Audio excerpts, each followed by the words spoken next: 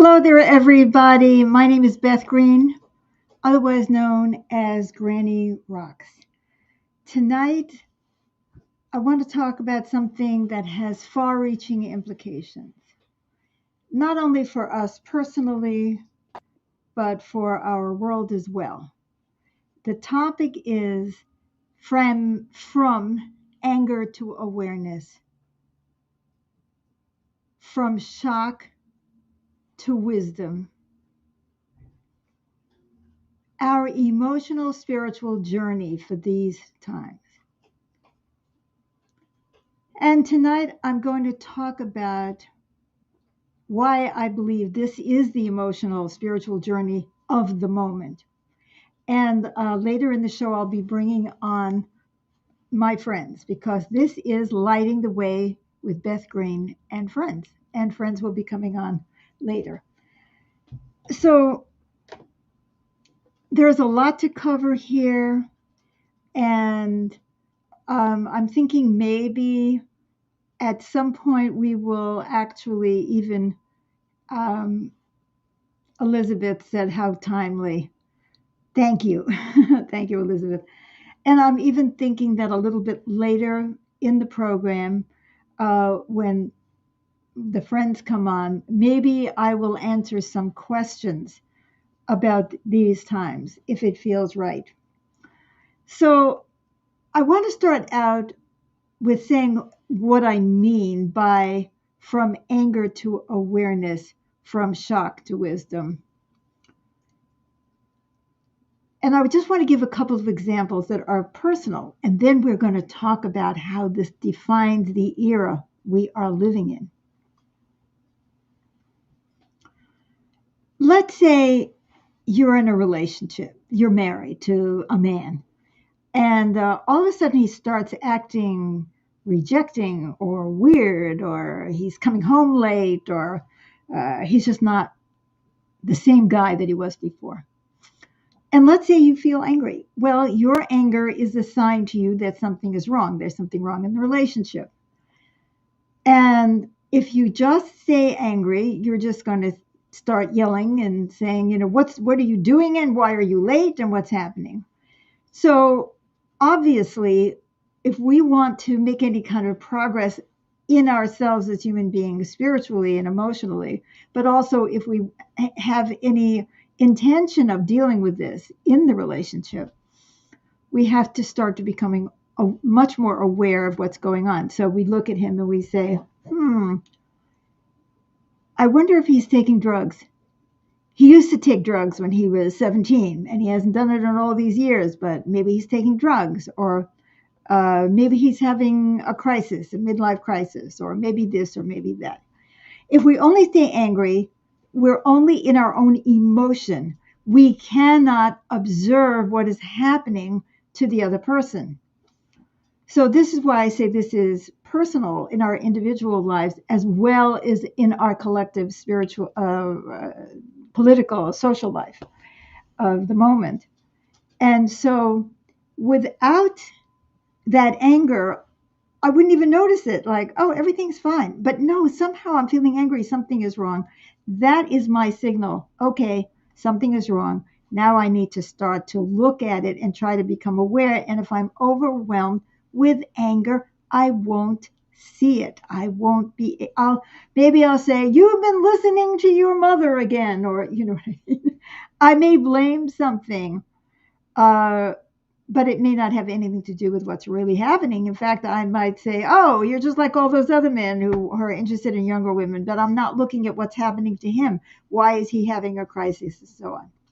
Okay, so now let's take that second step. So you have the general idea what I'm talking about in a personal way, or it could be, all of a sudden one of your children is acting up. And if you just get angry and try to force them to behave, you may not become aware of what is happening to them. But now let's look at the second part, which is from shock to wisdom. Oh my God, this couldn't be happening to me. This shouldn't be happening to me. This isn't happening to me. Now, here I'd like to get to the political situation. we're beginning to live in a police state. I don't know if you've noticed it, but I have. Not only is Trump and his cronies attacking Democrats, the press, judges, anybody who disagrees with him, but they are using ICE for immigration just to pick up people. They stop people who are legal immigrants in this country. They're putting them in detention. People aren't being able to reach their parents. I mean, we had this situation with um, Mahmoud Khalil.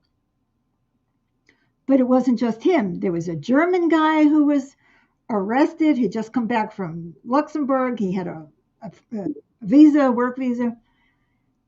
And this can't be happening. See, we could say, but no, that doesn't happen in the American that I know. This is not happening. So what happens that, and this could be happening also in our personal relationship, right? We're saying, this can't be happening. And I go into denial because I don't want to face the fact that it is happening. Or I get so hysterical that I can't deal with it. A lot of us are in those phases, going in and out of those kind of reactions, aren't we? Now, one way that we deal with that is by pretending that it would never happen to us. It has nothing to do with us. I mean, just because all these Venezuelan gang members were just scooped up and put on a plane and sent to a detention center in Salvador, that shouldn't have anything to do with me.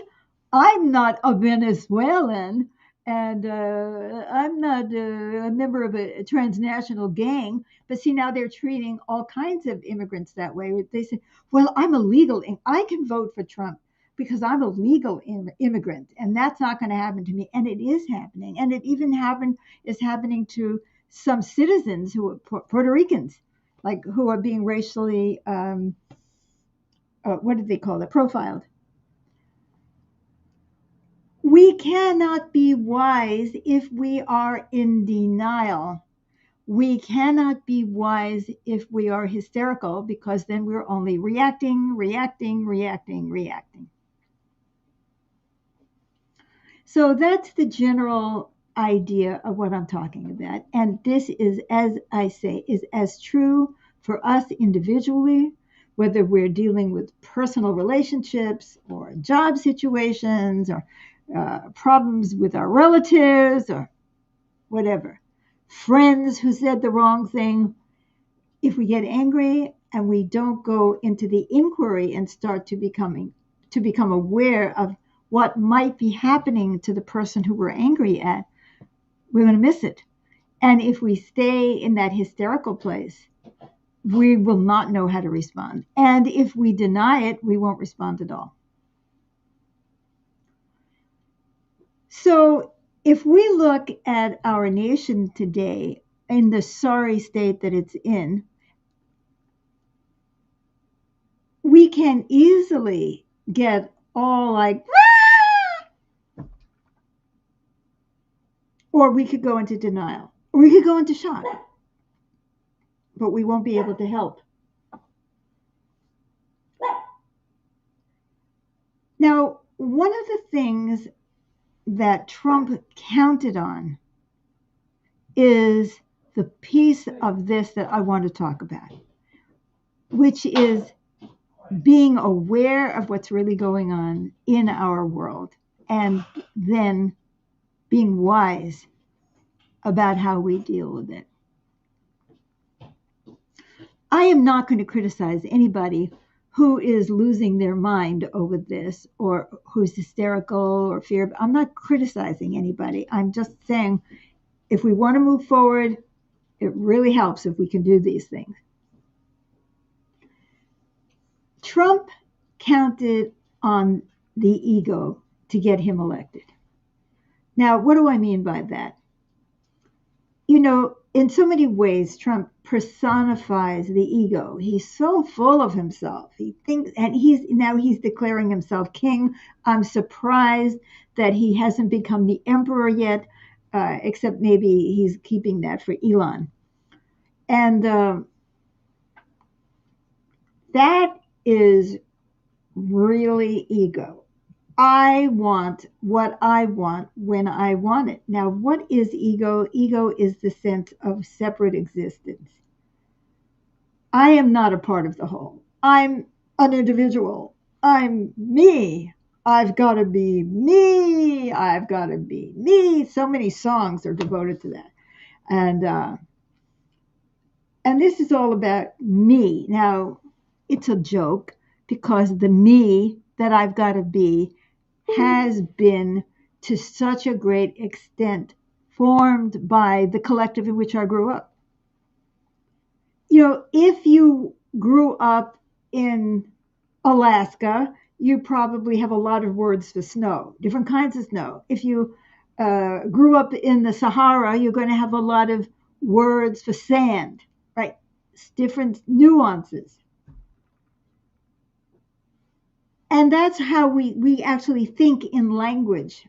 In the language that we speak, very much impacts the way we perceive reality because we have definitions and the words are, they're telling us what things are, they're defining things. We're brought up in a certain society, we're brought up by certain parents, we are brought up in a family where we have to compete for everything we need, and we do it in the context of that family. We go to schools where kids are graded in a competitive way, most of them, or you have to go for the science scholarship and who's going to get it and all of that. So we grow up with a certain sense of competition is necessary. But see, what that is playing into is the ego. I am separate, I am distinct, and I need to take care of myself. How many times has somebody said to you, take care of yourself? You've got to take. Now, I understand what they mean.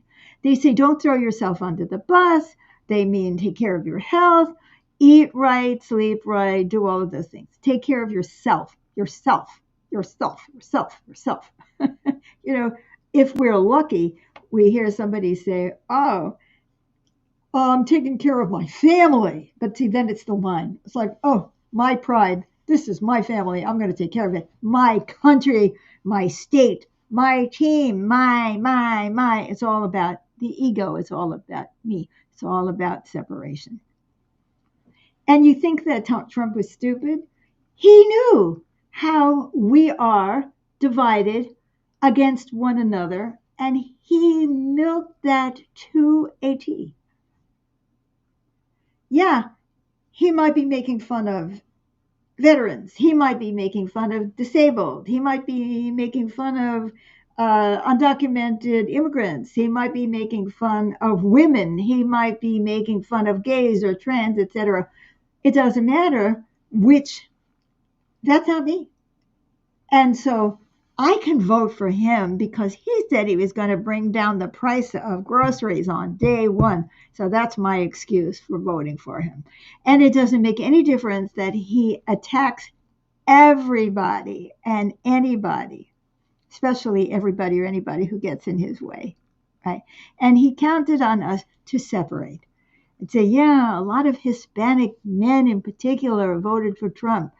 Are they feeling good about that now? But see, it wasn't going to ever be about them. They said, well, I didn't know it was going to be about my aunt or uncle. It doesn't apply to me. This is our egos. Do you get what I'm saying? Our way of thinking is that I am separate and apart. They're going after higher education. That is not a coincidence. Higher education is where people actually learn history. And that was my experience, especially when I got to graduate school.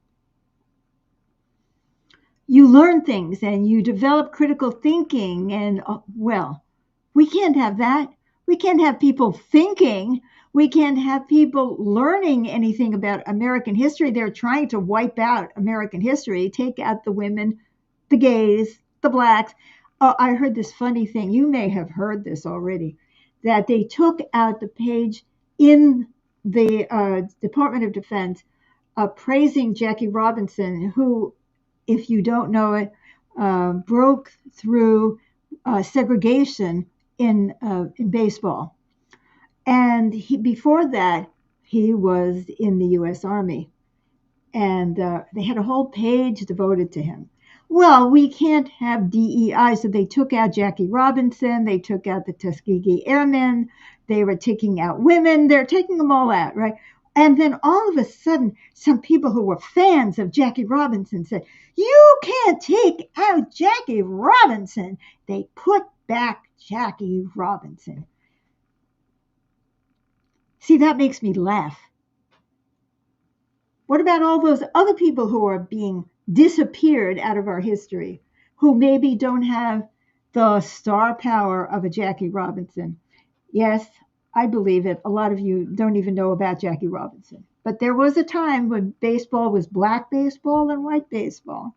And the Brooklyn Dodgers, if I am not mistaken, and I'm sure that James will correct me if I am, the Brooklyn Dodgers integrated baseball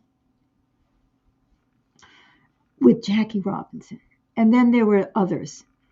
So, so people will go and they'll say, "Oh, you can't do this. You can't take away Medicaid in my state. You can take it away from somebody else, but not from me." See, that's what they do. The ego counts on the ego. And that's how Trump got elected. He put down all kinds of people. But if you didn't give a darn about everybody, you were going to get fooled. And ultimately, they're coming after you. Don't think anybody is safe. Now, the media isn't safe. The judges aren't safe. They're being threatened by Trump. Federal judges. It's pretty amazing, isn't it? So anyway, I think that it may be time for me to bring people on. So you see, if you realize this, then you begin to understand that there's more to what's happening than Donald Trump and Elon Musk. That there is that fight, that inner struggle between me seeing myself as part of the oneness and me seeing myself as an isolated individual who needs to fight for myself, me and mine. So let me bring on Lizzie, Treehart, James Maynard, Hi. Canner, and Todd Benton. Welcome, everybody. Welcome to our show. So I don't know Thank if you. you want to comment on this or you want to ask me further questions about being aware and being wise, and I may not have any answers. But who would like to share first? Amy? I would say being aware is one of the hardest things for me to do. It's much easier for me to react or get hysterical or deny. I am that. So I'm just going to be honest about that. I've been struggling with that all day about, well, it may not be about other things. Every time I hear something else that's going on, I get more and more distressed. I know there are things I can do. You have the new Declaration of Independence that you may end up telling the audience about again that people can sign and share. And there are other things, and you've written other documents that we can share. But there's this kind of, I can see how reacting makes it impossible to be aware. Yes. And it spills over into my job Mm. sometimes.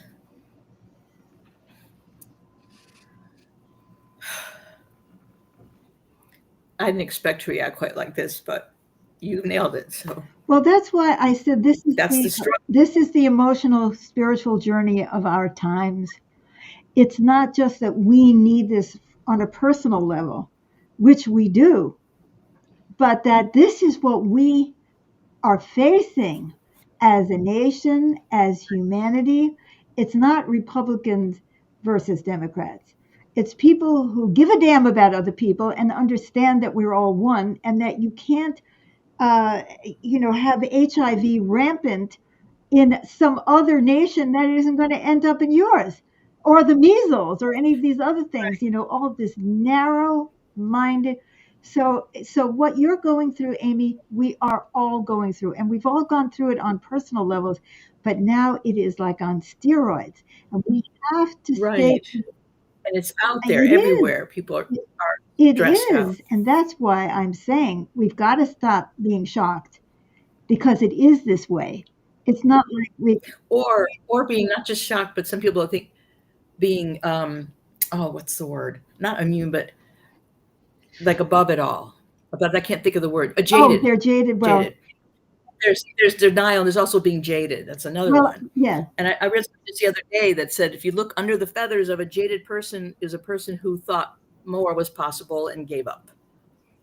And so I realized that may not be always the case, but that um, if I'm feeling jaded about something, I know I've given up. yeah. And But I don't think that people are jaded. They're just or cynical. overwhelmed. I'm sorry, cynical. I meant Yeah, I think I know what you mean. I mean, it's like overwhelming, and you become numb. that part. That part got totally. You Yeah, become no, or numb. cynical. Yeah, exactly. Okay. So thank you for your share. A lot of us can identify with that. Anyone else? I'll go next. I don't even know exactly what I'm going to say, but I feel Called? Okay, uh, Todd, and then feel James inspired had to his go hand next. up right after that. Okay. Well, I love what you're talking about because it helps us to look at ourselves. It is easy, as Amy said, to react. And I've been actually feeling pretty good. I mean, I do get really angry about some of the things I've been hearing, which you were mentioning about, German people trying to come back into the United States, they're permanent residents, and they're getting like harassed by ICE. Like ICE feels like emboldened to just like harass everybody now, it seems like. Tortured. So that's People are getting concerning. Yeah. tortured by ICE. Yeah. It's really, painful to see that. It's just like, it just breaks my heart. So on the one hand, that is what's going on, but I have to, I'm trying to channel that energy into the things that, we're working on together to try and get you out there and get your message, because I don't hear, other than like Bernie and AOC, someone addressing the fundamental issues. And even they aren't addressing the fundamental issues on the level that you are. So I'm trying to channel that energy into that direction, and not, because it's so easy to just go, forget it. I'm just going to go to my work and, escape all of that, or go into whatever, working out and watching TV or, escaping. And I don't want to do that. That is, I think a human tendency. So I'm watching that for myself, and being a part of this call, being a part of the other things that you're doing, keep me grounded in what I feel like I need to do. Having you on my podcast, yesterday, that was awesome, or Monday, whenever we did that interview, and I'll be putting it all together. So that really helps me, is staying connected to the people that have an outlook that that they're in the oneness consciousness, even though they slip away from it because we're part of this culture and get angry and all that. Like they seem to find a way to return to that. My wife, my family members, I have a lot of support in my family because they also are in that that way of thinking. Yeah. That's really great. Yeah, thank you. It is. It feels great, and I wish other people had more of that. Like, because I know how it can feel, especially if you're the mother of someone that was sent to Venezuela and you see your son on the news, and he's not part of this transnational gang, and our government is just saying, okay, well, we're gonna stick him on the plane. Right. They don't not verifying anything, or Right, exactly. And even if you were in a transnational gang, there's still such a thing as due process. Because see, that's part of the yes, way that they pick off certain people. So they'll say, well, nobody's going to care about a Venezuelan gang member, right? Well, first of all, like you say, he may not even be a Venezuelan gang member. But even if he is, Exactly. if you start with that, then what comes next and what comes next? And that's what we're seeing, a slow erosion Where do you draw the line? of Yeah, all of yeah. that. And I'm glad that Amy mentioned the new Declaration of Independence, which I didn't want to get into exactly during the beginning of this show, but it is a way of being wise, of acting wisely, is recognizing what the problem is and that the ego is the problem and that separation is the problem. And so trying to find ways to really unite by getting to the core thing that people also want to need, because there's another part of us that only thrives in community and in oneness. That we may be trained to be, it's all about me, but it doesn't mean we're happy there. I don't think we are. I don't think we would have so much emotional illness, antidepressants, um, people freaking out, suicide, and all that, if people felt more like they had community and there was love in their life and a sense of safety. James, you had your hand up next. Yes. Well, speaking as somebody who grew up in this American society, very competitive, capitalistic society, I developed certain syndromes, certain ways of being, where I would see other people as competitors. And if somebody could criticize me or disagreed with me, I'd see them as adversaries. And so, and then of course I wound up practicing law. I was very adversarial. I had a channel for my adversarialness. But I've come to realize that this society, the way it is with rampant capitalism and greed, has created these billionaires that have such incredible wealth that this gives them the power to club people. I was just reading today about a senator who said that among the Republicans in the Senate that she knows, they are scared to death that somebody like Elon Musk is going to primary them, that is, run somebody against them, and bring in unlimited amounts of money and power to squash them. And so, what happened to our democracy? What happened to a level playing field? It's not even close. And so, and then I carry my syndromes into my relationship with my significant other, where if I get criticized or corrected, she's an adversary. By God, we're having an adversarial relationship, instead of this kind of mutually supportive kind of dynamic. So it's pretty pervasive from the personal to the collective. And I would really love to see a more cooperative society created to replace the one we have now. We see co-ops working. Let's get rid of this rampant capitalism and unbridled capitalism, and let's level the playing field, and let's all be co-owners of everything and have a cooperative society. Exactly. Well, one thing about going from anger to, what did I say? Awareness. Awareness, yes. Awareness. I was thinking analysis. That wasn't the word. Okay, thank you, everybody. And to wisdom is to look at the structure of the society that is creating this. See, we have two levels. One is we have the personal level of the ego, and I have a book called Living with Reality, and the introduction to the book is called Ego, Instinct, and Evolution. And it's really very informative, and it's free. We have a on in our post. It'll give you the Healing Arts Network. It's healingartsnetwork.org, and you can go there and you can download any of my books. I have 6 books there, and lots of music and videos and blogs and all kinds of stuff. And it's all free at the healingartsnetwork.org.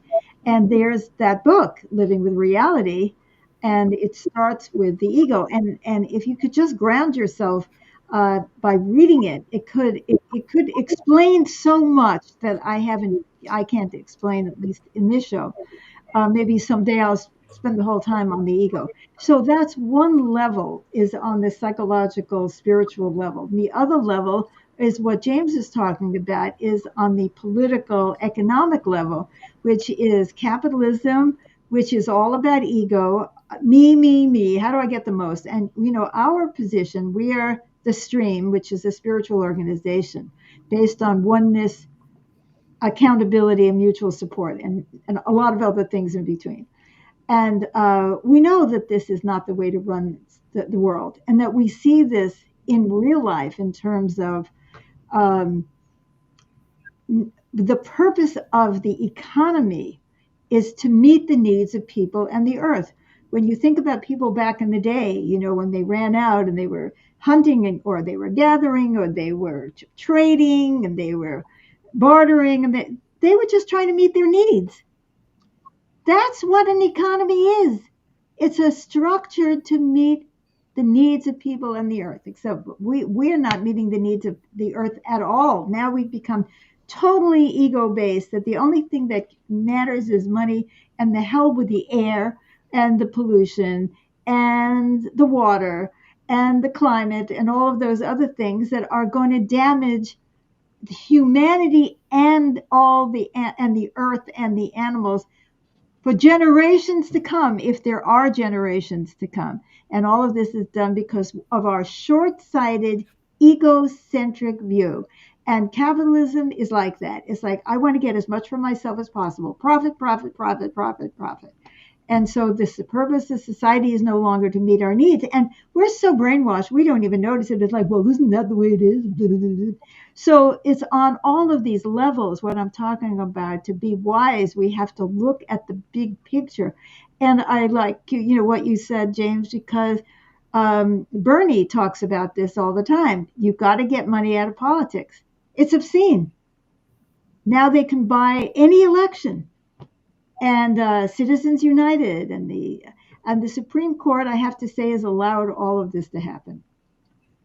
So, Lizzie, would you like to share? I am not sure what to share. What can we do now that money is in politics? How can we get money out of politics? Demand it. Demand that your representative, that your senator, go after it. This is not, first of all, there was a time when you couldn't have unlimited amount of money in politics. It hasn't been that long that we've had this ridiculous Citizens United ruling.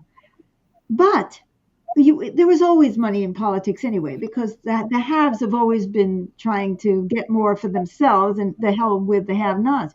But that's why we have what's left of our democratic institutions. You start demanding that.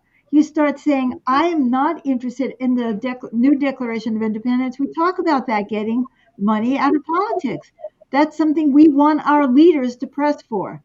It's not just we don't want them to dismantle AID, and we don't want them to dismantle Social Security. Oh, that's mine. Oh, no, they're taking away my Social Security. We don't want them to take away anything that protects people, and we want to get money out of politics, and we can demand that, Lizzie.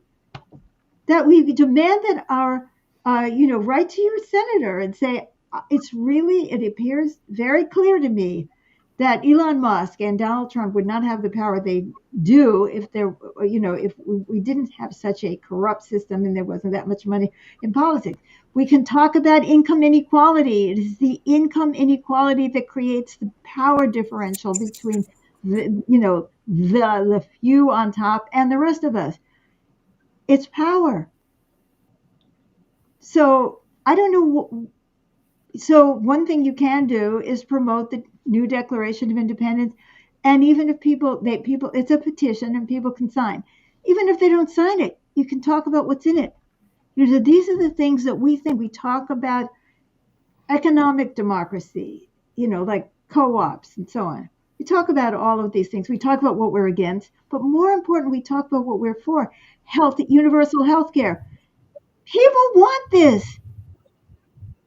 Just because we are divided, we have this instinct to take care of ourselves, but we also have a deeper instinct to want to be together. Why are people at football games? Because they want to feel that they're not alone. They're somewhere and that they have their team. Now, what I hate about it is that they're teams and their teams are competing. But there's something about being together or being at a concert uh, where everybody is singing and knows the same song. People really, really don't want to be alone.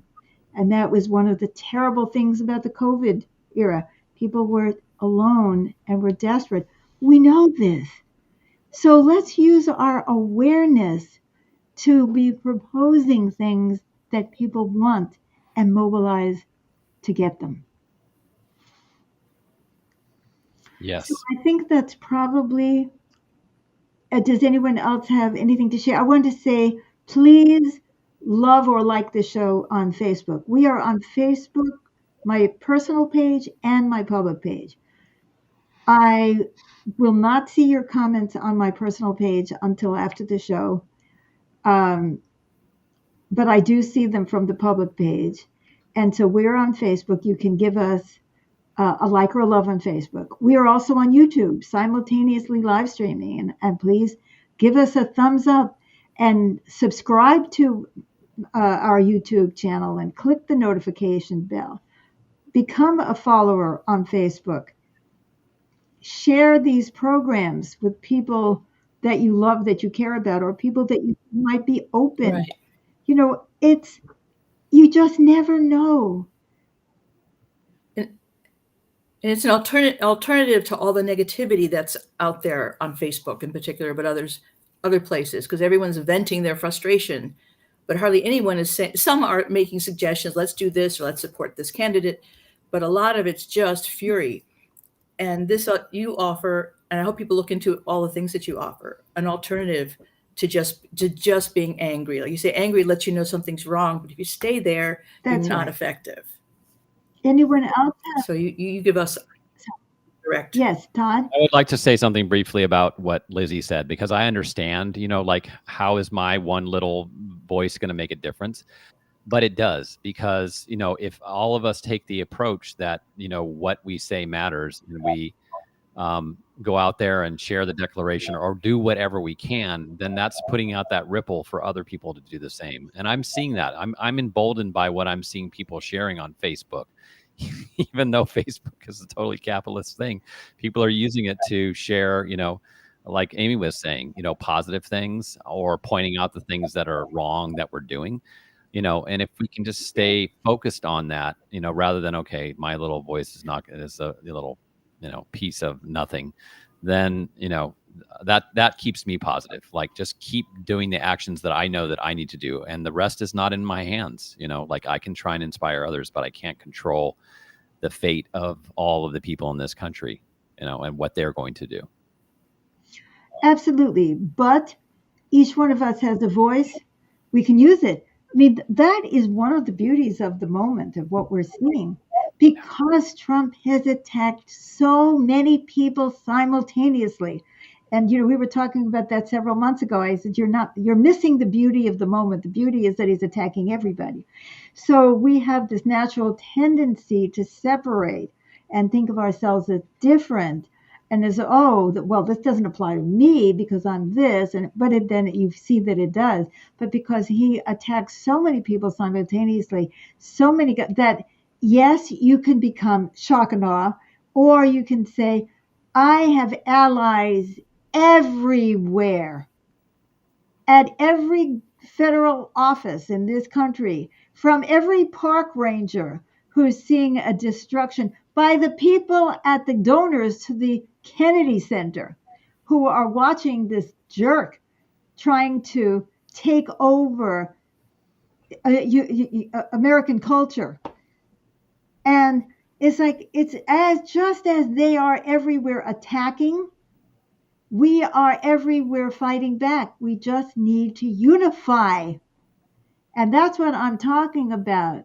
Stop thinking in terms of my little group. I'm not saying that you should never think about your group, but that you can't limit yourself to my little group. Oh, I'm trans, or I'm gay, or I'm black, or I'm Hispanic, or I'm a woman. Yeah, you are. And so you are also part of this whole that is being destroyed in front of us. And this is a moment that we can and must unify. And there are so many people in action, so many people in the street, so many people who have stomach aches, so many people who can't sleep at night. Let's give them something to fight for. Oh, there's one thing I'd like to add. Yes. There are lots of groups that are doing things. So find a group, find several groups, find out when they're meeting, find out when they're protesting and they're demonstrating, and add your voice. That's right. They're there. Just look them up. And take the new Google. Declaration of Independence with you and Yes. share your ideas. Don't just go there. Say something that this is what we believe we need in order to win not just each battle, but the war between connection and separation. The big conflict that's going on in the planet is between connection, the forces of connection, and the forces of separation. It's the ego and the oneness. I know which side I'm on. Come back and see us next Wednesday, 6:30 p.m. Pacific time, and tomorrow night, which is Thursday at 7 p.m. Pacific time. James and I will do magical improvs, music that hopefully will soothe the soul and give you courage and inspiration. So let's see. So let's do the final music. And I will say good night, goodbye, and thank you. Hello.